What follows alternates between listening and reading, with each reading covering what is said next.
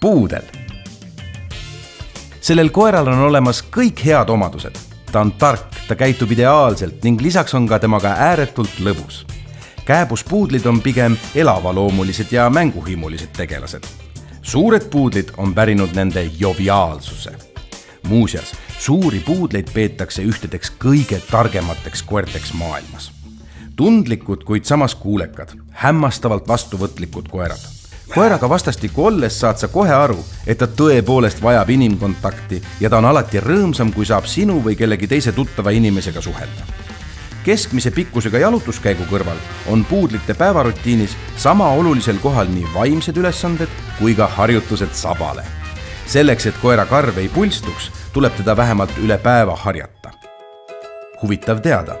Puudli nimi viitab sellele, et ta põlvneb veekoerte perekonnast.